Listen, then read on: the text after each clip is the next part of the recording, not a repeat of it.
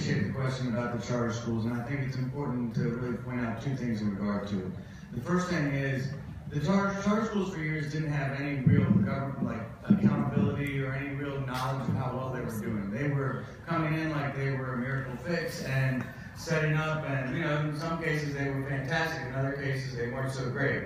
And so now they're starting to do at the Public Charter School Board a tiered system where they actually rank them in 3 different levels. That gives, I think, all of us an opportunity to see which ones are being successful and which ones aren't successful at educating our children. I think that's an important public knowledge aspect of it that we all have to keep in mind, and we should look at these scores.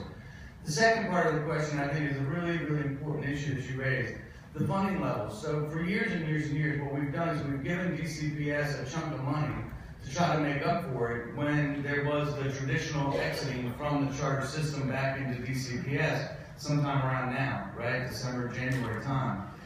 That was an estimate. It was never very accurate. It's still happening now, and really the count is done at certain times, but not very often, and it needs to be more certain. So I'm a big fan of trying to regularly count, knowing where the students are on a daily basis, and then paying for where they are for when they're there. So, in California, they actually know exactly where the student is every single day. If the student isn't in school for half a day, that school doesn't actually get the money for half the day. So, we could do that. It's just a matter of technology and writing the programs, and we're starting to head that way. So basically, if you have students that are no longer in a charter school halfway through the year or quarter way through the year, the funding formula then should follow that student to the DCPS school, which is a matter of right. They don't have a choice but to take that child, so they take the child into the best job they can. They need to have the money to do that. So I'm not saying that we're there. I think we still have some work to do to get to that point, but we're starting to collect the data in a way in the District of Columbia that will allow us to do that kind of analysis,